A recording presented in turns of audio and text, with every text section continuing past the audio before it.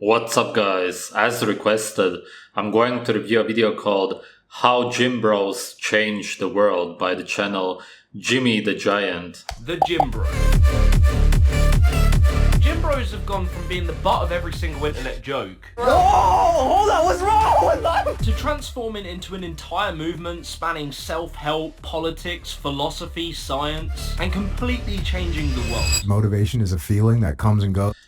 It did kind of change the world, this earth, in the sense that it made it a lot worse and people live a lot shorter lives because of these gym bros. Discipline is infinitely more important. Get a sweat going, then you're gonna feel pumped. I can't. And what are they doing there? Lifting man-made metal, a man-made bar? All that I see are feminine, estrogenic slaves. That's it. It's such a loser thing to do. To have days wasting away feeling sorry for myself. However, it hasn't been without its controversies. Text her because I reached a point where I felt like I could get a little bigger or stronger. Physical fitness has always been central to the far right. That getting shredded will give you access to some elusive male dominance.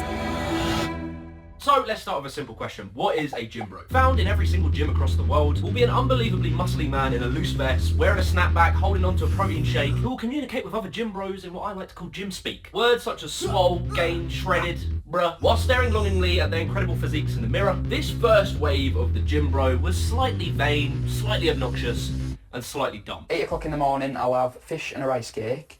At 10 o'clock, I'll have fish. At 12 o'clock, I'll have fish and a rice cake. I am hearing you, but you're not listening to me. Your arms are bigger than your leg, bro.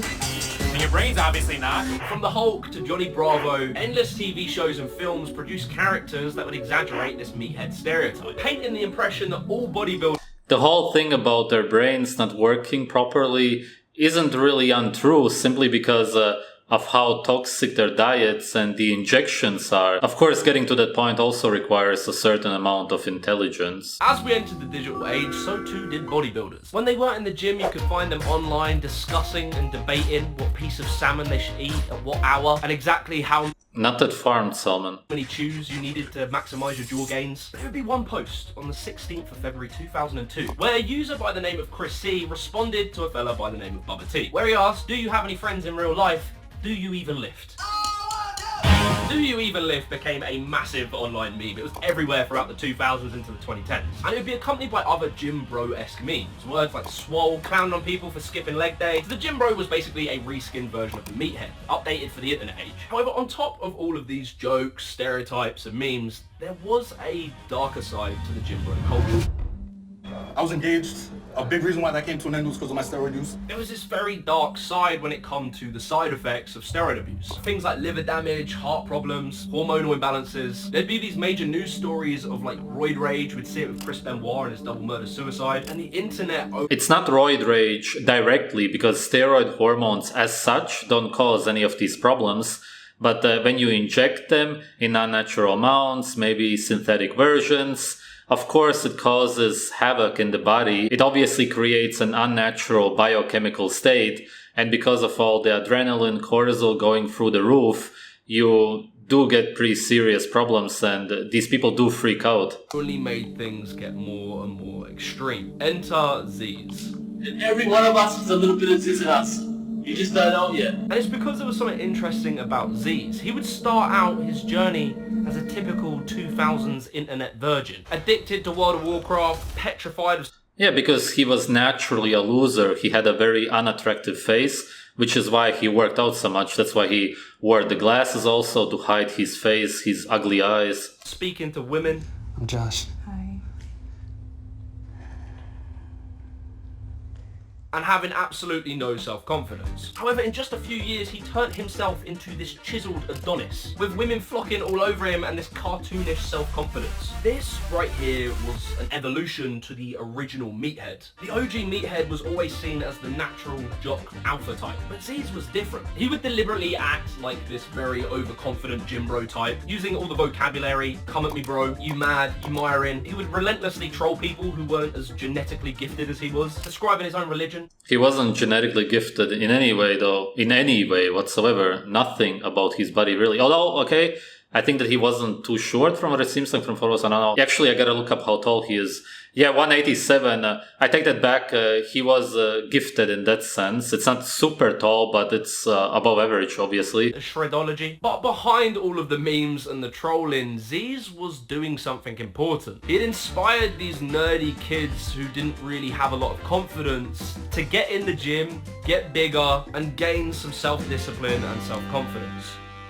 A well-known Sydney body... He didn't seem to have any self-confidence, though. It really seems like very deep insecurity. ...builder has died after collapsing in a sauna in Thailand. Doctors say the... Of course he went to saunas also, just like all the slaves. 23-year-old had an undiagnosed heart condition, but some say a growing... Man, I can't stop looking at those fake teeth. ...obsession with body image is dangerous. Since 2010, with the inception of Instagram, steroid use has risen year after year. The pressures put onto... Yeah, but that's also because the diets are getting worse and worse, and men naturally don't produce enough testosterone. People inside the fitness community to take steroids has got worse and worse as well. My income is based off of how I look, because the better I look, the better reach that I have, because the more the platforms push you, because it literally it's truth. You see it with Alex Eubank, who is known for being a natural, saying that he is sometimes tempted and feels pressured to do it himself, despite literally looking like this.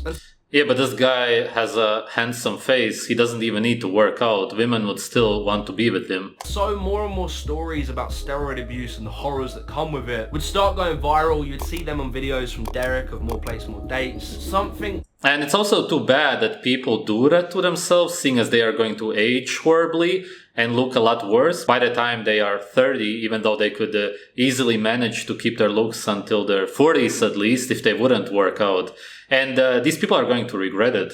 Needed to change. What are the health risks that guys should consider if they're thinking about going on TRTs? Well, it depends the context in and which so, they enter. Into the 2010s, a new wave of gym bro was emerging. After having developed their warrior bodies, the gym bros realised once they reached the peak of the mountain, it was just the first hill. There were more gains to be had, mental gains. You get one. It doesn't make you dumber if you work out. Stop. I know that jocks were assholes and people bullied you. I get it. Yeah. But god damn it, take care of your fucking meat. It doesn't make you dumber necessarily, but it does create literal brain toxicity, which does actually damage the brain, and it does make you dumber, obviously. Yeah, cool. In steps Joe Rogan. He was able to break the mold of the stereotype. Yeah, Rogan is very obviously somebody who's trying to compensate. Typical gym bro. With his podcast that goes through many of his different interests, from MMA to fitness to science to anything, he showed that gym bros didn't just have to be one-track minded on their bodies. His podcast would explore these deep topics. It would explore self-improvement, how to live better, how to be healthier, how to develop a stronger mindset, be successful. You can't really improve yourself. Self-improvement is an absolute joke. You are given the genetics that you have, and there's hardly anything that you can change about them. Guys who go to the gym, they compensate their whole lives. They cope, and they die in their 50s or 60s because of how unhealthy it is. And if they were happy, healthy, and content with their life, then they would have never started working out. If they had good genetics, they were tall and handsome and so on, they would see no reason to work out. But there's always some reason that you do see, and that's why you keep going. But you can't really reach this goal because there is no real actual goal. You keep lifting man-made weights, you keep pumping yourself up. It's as if they believe that there's some point which they are going to reach when they are going to be satisfied and happy at last.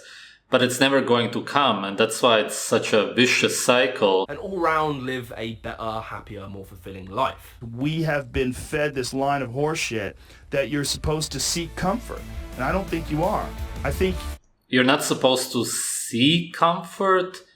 You naturally want to be comfortable. Every human on earth wants to feel comfortable. That's literally what everybody wants.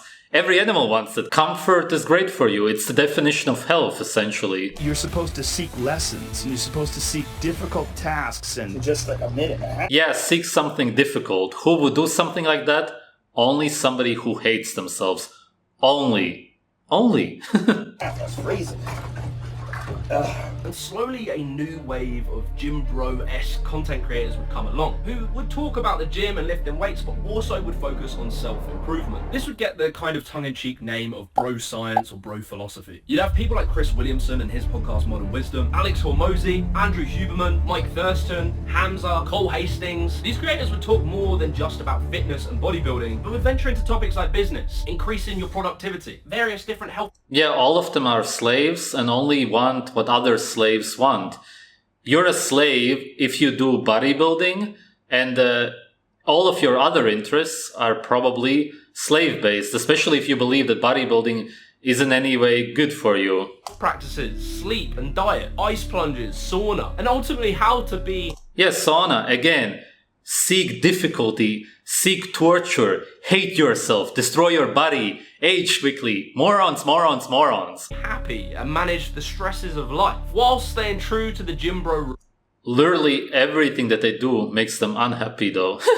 roots, with the backing of this discipline being the gym.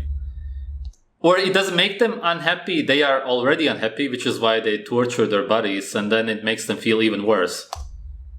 And maybe I can build my value by improving myself. All of these predetermined beliefs that you have in your mind start to challenge them. The fact that you hold yourself to high standards and you care about things like telling the truth or finding agency. These newer gym bros come across more as like a father or an older brother figure. Critics of the gym bro movement would often try and link it to red pill and manosphere communities, who have seemed to have found their footing on YouTube, making this very adversarial men versus women type of content. Videos on why you should never get back with your ex, female nature. Yeah, the content is horrible just because it's men versus women, not men together with women talking about how to make it work and everything. It's always fighting against each other. Pickup artists and masculine frame, you just can't stop watching these red pill videos. And then red pill is absolute freaking garbage. Red pill is just blue pill. Look into black pill. There is some crossover, but in reality, most of these gym philosophy types are really just successful men trying to give advice to other men. But it seemed that any association with the masculinity conversation would often just all be lumped together by its critics. Man, that's the problem with manosphere, is that there's grifters in the manosphere that aren't actual real men. Yes. And by real men, I mean they don't have resolve. If you took them... Yeah, you're a real man. You hate yourself. You want pain in your life. And that's what men are supposed to strive for? Or what are you trying to say, man? Jesus. On a hike, they would get tired. You would have to leave them behind. On the 6th of December 2020, there was a viral tweet by a Twitter user called FlossyBabyJ, where they said, "Why do men start podcasts instead of going to therapy?" So is it surprising that in this time, there are endless podcasts that have popped up offering more practical advice and solutions? Going from sauna to cold, 20 and 3, 3 rounds. I fast pretty much every day. Are you doing 16 hours? I would say getting to... All of this is describing self-hate and torture, going from the sauna to ice-cold temperatures, fasting, which is literally just another word for starving yourself. Even going to the gym in and of itself is about torturing yourself and hating yourself.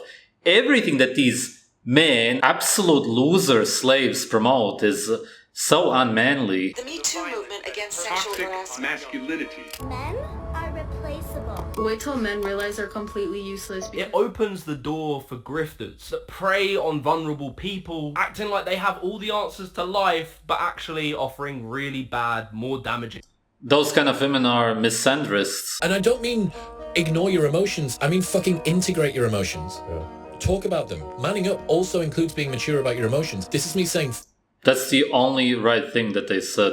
Fucking transcend and include your masculinity. I would argue that the by and large majority of this community have actually become a far more enlightened gym bro. They're able to teach men to be strong and courageous, but also compassionate and caring, to be more disciplined against their addictions and short-term... I don't know why they keep showing Hamza in this video. He's just, gratification, to delve deeper into their psychological shortcomings and address those things, and become a loving role model to the people around them. So with that, I have one final thing to say, and that is, do you even lift, bro? If you enjoyed this video, be sure to leave a like and subscribe to the channel. No, I don't. I used to, and I wish I didn't. Channel and watch this video right here. Okay, what can we learn from this video?